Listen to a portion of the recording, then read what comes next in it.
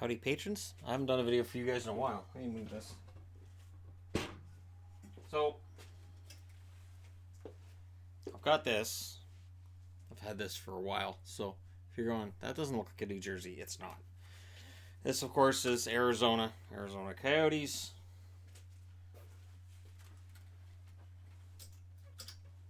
I just ordered, I just arrived from Full Moon. I ordered this last week. Because I don't know how this one slipped by me a bunch of times, unless they just recently got it, but I don't think so. So you'll notice it's got the stripes on the bottom. I'm big on stripes on the bottom. Looks like pajamas without it. Coho. Notice it says Phoenix. And on the back, Jovanovski. Jovocop, who was one of my favorite Canucks. Probably my favorite defenseman they ever had. That's fantastic. That makes me happy. So I got that and right here. This arrived today as well, which is 1957-58 according to the tag on the bottom, Bobby Hull. Now I'm aware that on a personal level, people weren't big fans of Bobby Hull. I remember my dad, and I've mentioned this before, telling me he came into a pub or a bar in Regina while we were stationed there, and nobody spoke to him. It was kind of a known thing that, yeah, that's Bobby Hull and he's a prick. So I wanted the old Chicago logo. I've been looking for a jersey that has the old 60s Chicago style for a while. This is technically 57-58, but I thought, all right, well, I'll pull the trigger on that one. So, I'm very happy with this one, too. I haven't tried it on yet. Because, for the most part, if it's a small or a medium, it'll fit. So, I'm really happy I got this. That's really sharp. And I remember when they switched over to this. And when they switched over from the Kachina. And everybody now loves the Kachina, but at the time, there wasn't a lot of love for the Kachina. And this one was seen as being like a real hockey logo and a real hockey design and being a smart redesign. And I'm calling it now. If they ever go back to the Kachina, then 15 years from now, this jersey shows up as a third somewhere and people say, hey, that wasn't bad. But again, the thing that stands out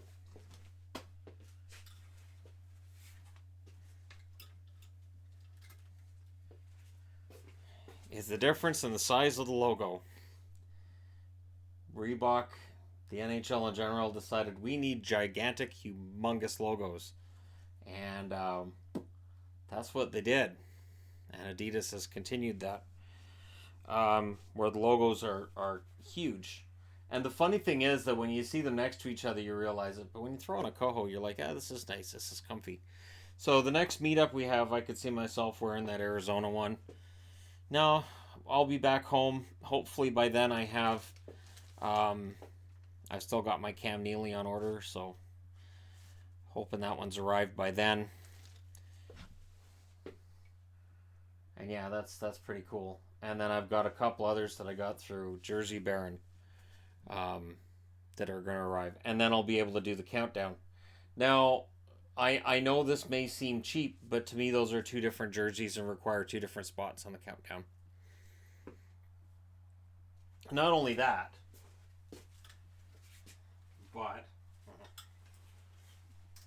so you got that, and then this.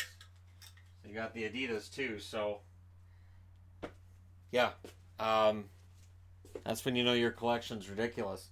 But the nice thing is that while people will say, well, that's too many, you have too many that's too many jerseys. This means that I can trace the jersey's history, so I can talk about how they had this design, they went to that one, and then they eventually ended up with this one. And all of the Adidas have at least got this one stripe around the bottom, which I wasn't a fan of with the New Jersey ones, but on Arizona's, it looks just fine. But again, huge logos on the Adidas. So yeah, kind of fun. And we'll see how things go. I'm debating about pulling the Reebok one out altogether though.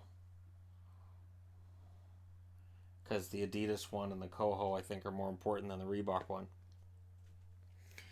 Because again, the countdown is likely going to be, I'm aiming for 280. But number 280 has to be a jersey I really like.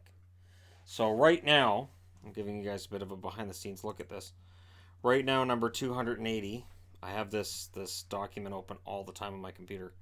Number 280 is the North Stars white 1993 jersey, which is right here. It's this one. So right now, I'll look at the camera again. Right now, this is number 280, and it's number 280 because this is one of the first jerseys I ever had. This is on the list of ones I need to replace. Now, I do have the Dallas Stars, one which is really, really similar to this, but I really want to replace this one. These are tough to find because Minnesota changed their logo to this. I want to say 2 years before they moved. It may have been one, but I think it was 2 years that they wore this before they became the Dallas Stars. And I remember when they went from North Stars to this logo, there was a lot of talk at the time about how Minnesota was likely going to move. And it was one of the reasons why people didn't take to this jersey right away. Not to mention, they went to this design from that classic N with the star.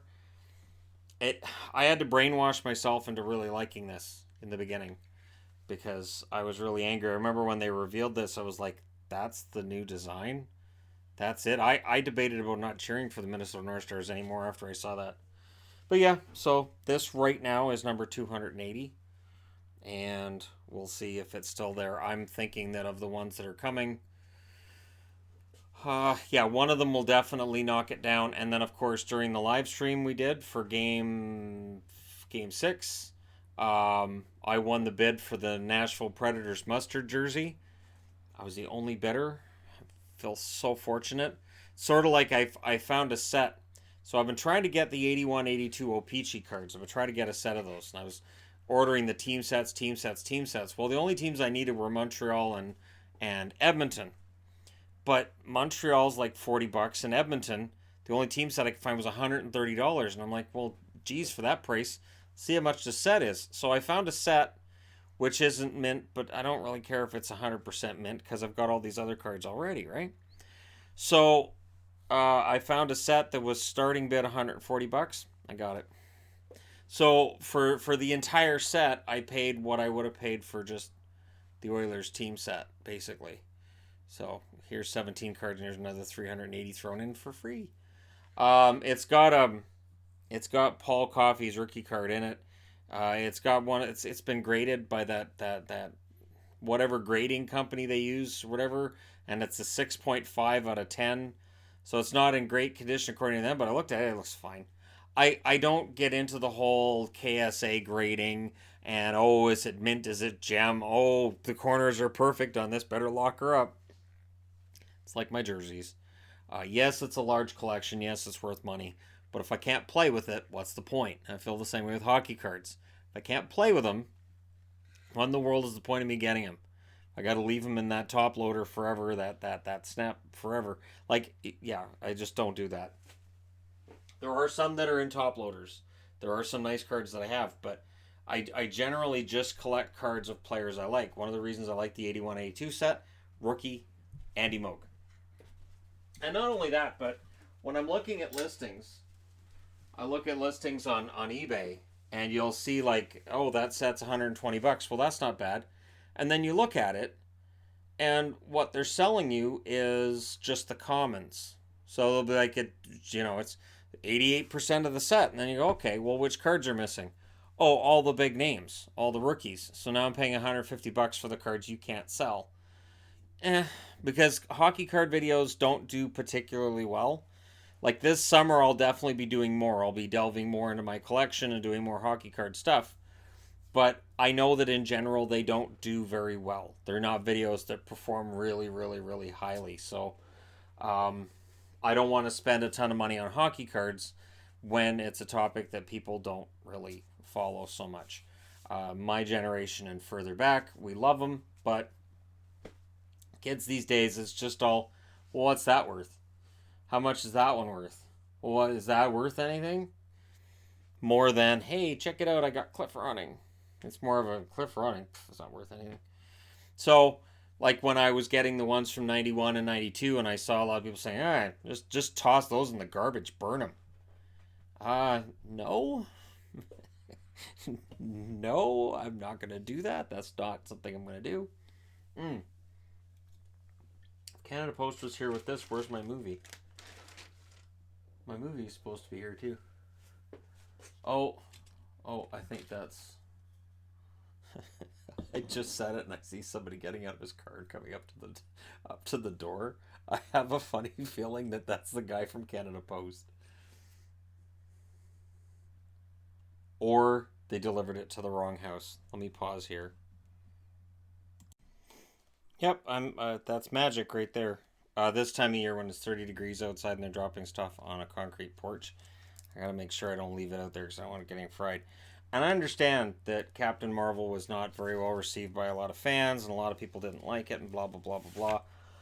I enjoyed it. Sorry, I enjoyed the cat. I enjoyed some of the jokes. I enjoyed a lot of the '90s references. Yeah, the fight at the end's cheesy and just a girl is kind of too on the nose, but I thought it was fine.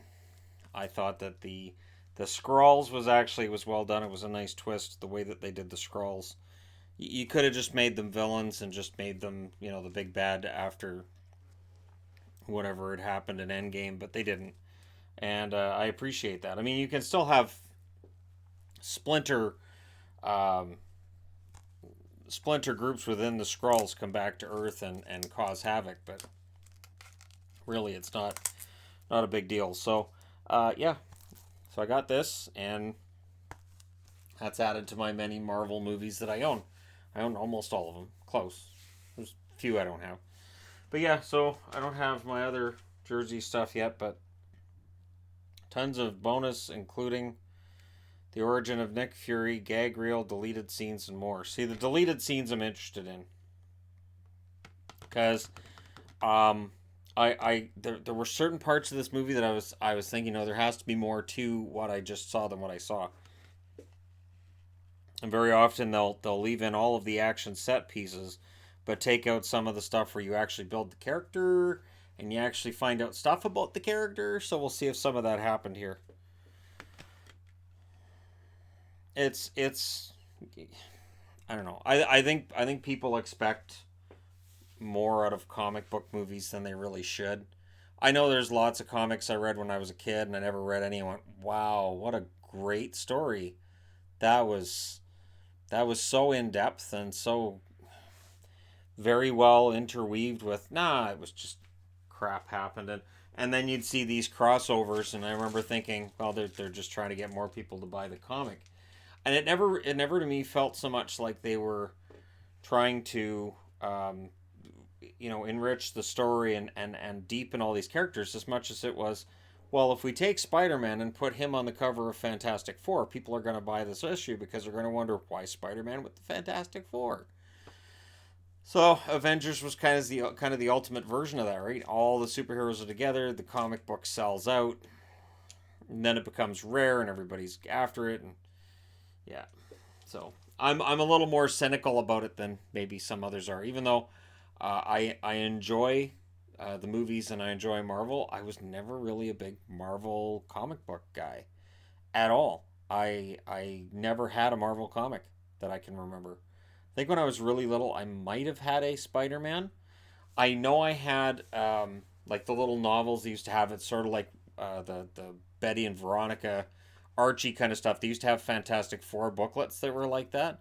The little tiny books. I had a couple of those. Fantastic Four I really enjoyed, and I've still enjoyed the movies. And then people like, these aren't very good. Well, the last one, the reboot, was just absolute crap. But it's because they forgot what made Fantastic Four fun, which is the fun part. It's not supposed to be taken seriously. They're the Fantastic Four. Their very name suggests they're not meant to be taken seriously. But in this day and age where we have to take everything ultra seriously, it's sort of like Captain Marvel. Now, before this movie came out, I'd never read a Captain Marvel comic. I didn't know who the original Captain Marvel was. I did some research before I went to see it. I'm like, oh, Carol Danvers was like the third or fourth or something. I don't know. But uh, it does what it's supposed to do, and origin movies all have a very similar feel to them. That's sort of their origin movies. You can only do so much that's different with each one. Anyways, I got sidetracked. So yeah, watch for the countdown on that, and then I'm pretty sure I've talked to you guys about I'm redoing the team histories thing, and I'm going to be doing all of the structured playlists once the playoffs are over, and really get into it once we're past July 1st. So what I'd like to do is have it so that starting July 1st, I have planned playlists, and I plan and cross over the playlists so that there's always content being uploaded that's different. Each playlist gets added to, and right. So I think that'll be kind of fun to do and go through, and that's why I've got all these logos that I took the picture of yesterday for my Instagram. So as you can see, there's a number, and people point out which teams are missing. Yeah, there's a lot of teams that are missing because I already had secondary logos for them. These are all just secondary logos I've acquired in the last month and a half. I decided I'm going to go for it. I'm going to get as many as I can, and I've still got, I think, 3 more coming. Now, nobody's mentioned these. Okay, I'm thinking about using the happy ones either for when a team that I cheer for wins, or for what I think is going to be the game of the night, the game I'm really looking forward to, and then the terrified emoji face will be either for a game result that really surprised me, so the surprise of the night, or a game that I'm scared of for a team that I cheer for. So those were just included. The Novlandia, I think it is that I got those from, and Novlandia just included that with their shipment. And the first time they shipped one, I just got one of these terrified emoji faces, and I said to everyone, I said, that has to go on the board. That absolutely has to. And then with each subsequent shipment, I got 2 emojis, an average of 2 emojis per package, and I thought that was a lot of fun. I thought that was really, really entertaining and fun. So there you go. Just kind of a behind the scenes kind of look at things. It's gone on for quite a while. I didn't intend to talk to you guys for this long, but there you go. So thank you guys so much for all your support. Thanks for watching, and for people wondering about live streams after the playoffs. Yeah, we'll be doing live streams, far more casual, of course, question and answer, let's hang out kind of live streams. I know people want me to do NHL 19 as well. That'll probably happen, but just some fun hanging out kind of live streams, and I think that'd be good during the summer. And if I can swing doing one while we're in Vegas, I think that would be fun as well. We did one, of course, over Christmas. If I can do one from the hotel for you people on Patreon, and then do one to the main channel as well, I think that would be a lot of fun. But we'll see. I've also had people over the last couple of days saying, this could be fun for you after the playoffs. You get to take a break. Welcome to the channel. I don't take breaks. That's not how I work.